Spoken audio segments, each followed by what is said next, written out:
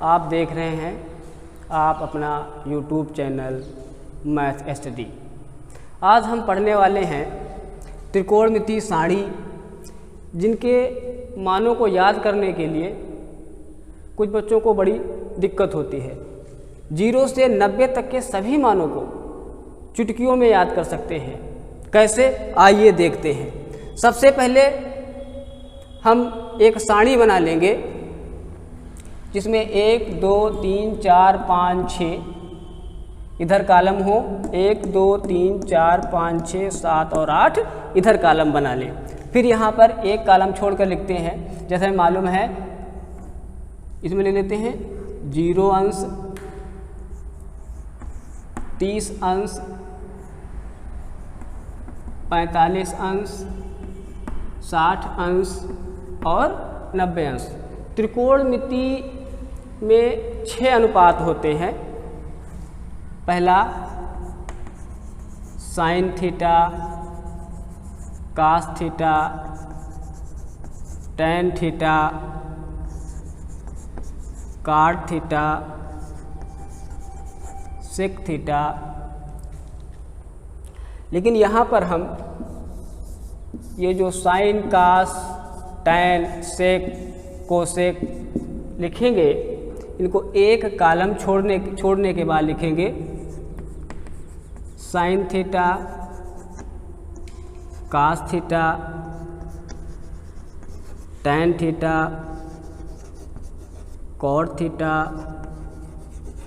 Sec theta and cosec theta. इस तरह से हम 6 त्रिकोणमितीय अनुपात लिख लेंगे। अब इन कॉलम में हमें साइन के 0 से लेकर के 90 अंश तक के सभी मान ज्ञात हो जाएंगे। इसमें कास के, इसमें टैन के, इस तरह से हम सभी के मान ज्ञात कर सकते हैं। कैसे? सर्वप्रथम हम क्या करेंगे, 0 से लेकर के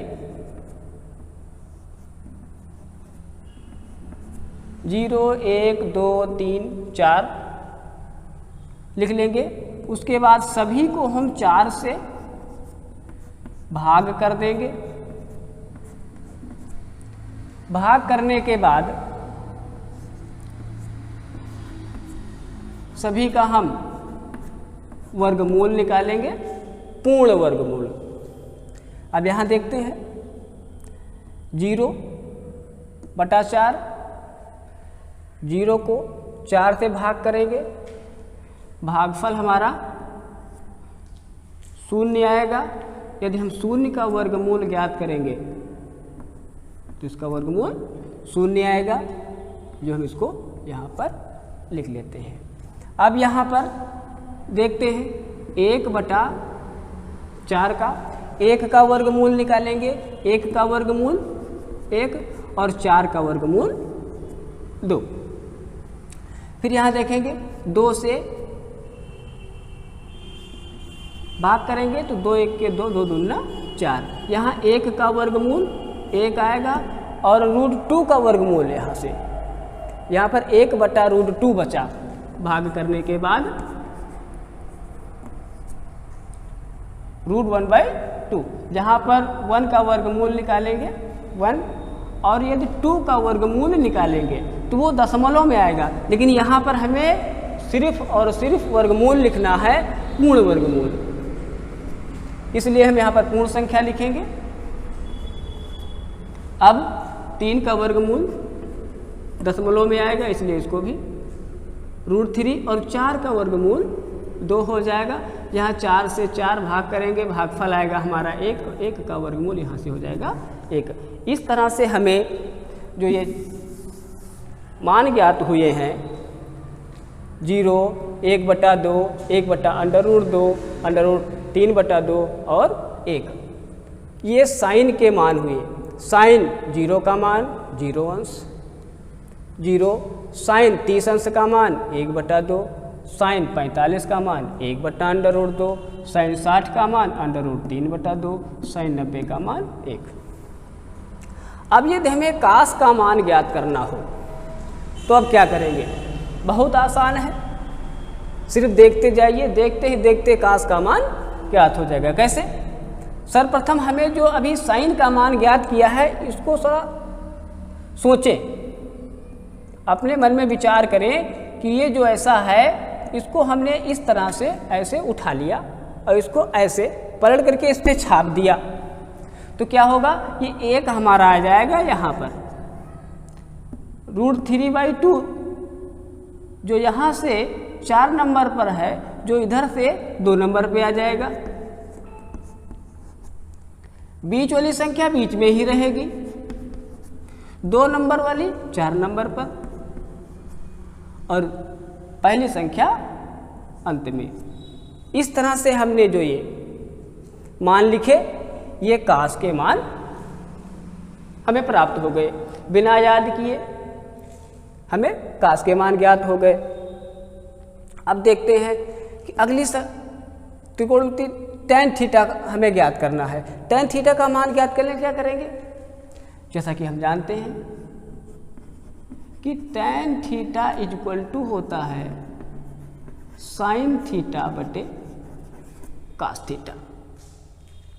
यदि हम sin के मान को cos के मान से भाग कर दें,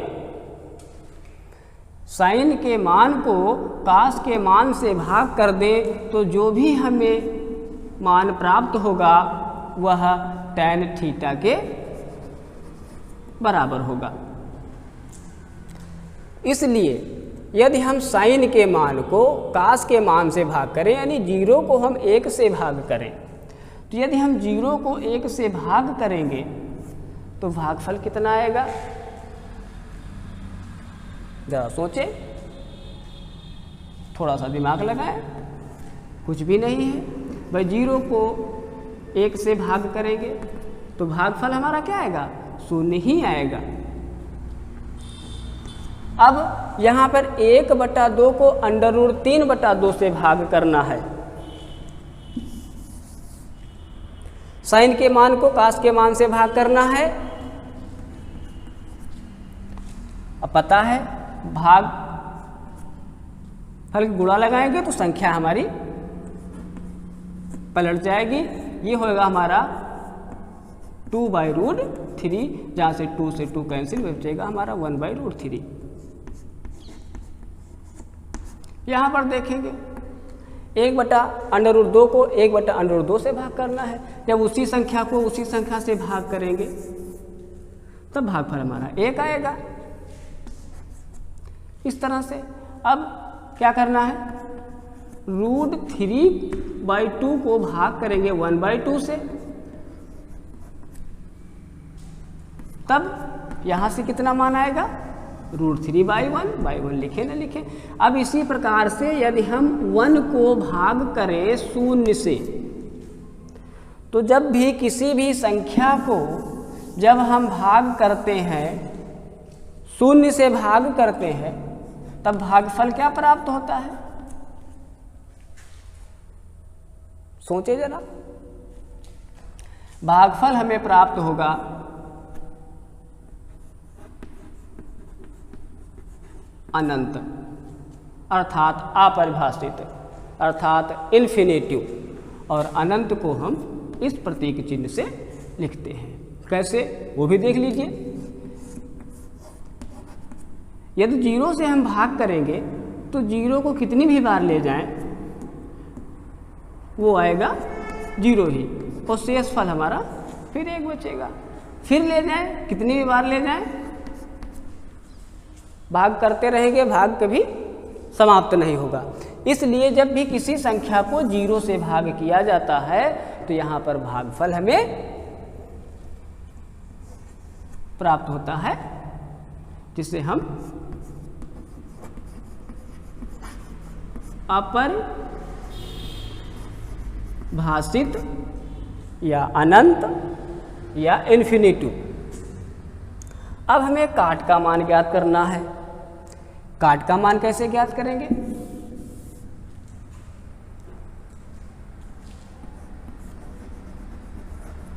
tan थीटा = 1/cot थीटा। यदि tan के मान को 1 बटा लिख दिया जाए तो वो हमारा काट का मान हो जाता है। इसलिए tan 0 अंश का मान 0, इसको लिखेंगे 1 बटा 0, अर्थात ये मान हो जाएगा हमारा काट का। तो 1 बटा 0 अर्थात 1 को भाग करना है 0 से, तो क्यों ना भैया का हुई है यहाँ पर अपरिभाषित, क्योंकि 0 से भाग कर रहे हैं यहाँ पर, इसलिए यहाँ पर हम लिखेंगे अपरिभाषित। अब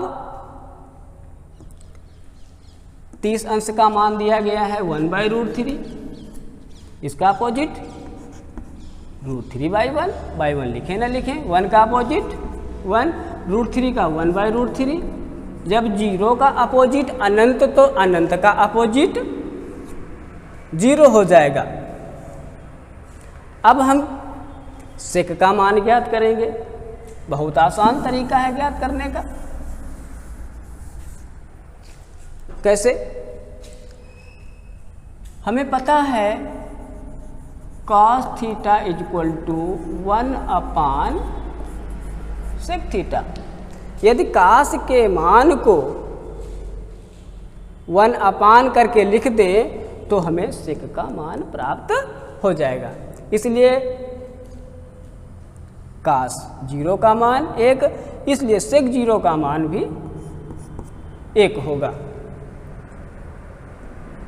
कास 30 का मान √3/2, तो सेक 30 का मान हो जाएगा 2/√3। कास 45 का मान 1/√2, तो सेक 45 का मान हो जाएगा √2। कास 60 का मान कितना है भैया? 1/2, इसलिए सेक 60 का मान हो जाएगा हमारा 2, क्योंकि ये 1/2 है, इसका जब बटा करेंगे तो हो जाएगा 2। उसके बाद कास 90 का मान 0, और 0 का बटा करेंगे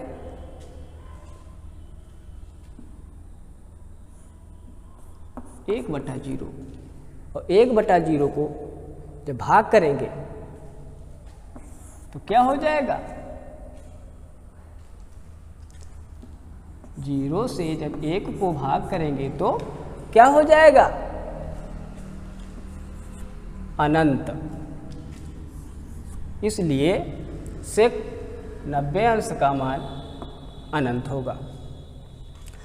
अब कोसेक का मान ज्ञात करना है। कोसेक भी साइन का अपोजिट होता है, लेकिन साइन के अपोजिट मान यहाँ पर कास आए थे, उसी प्रकार से यदि इस मान को हम उलट के लिख देते हैं तो ये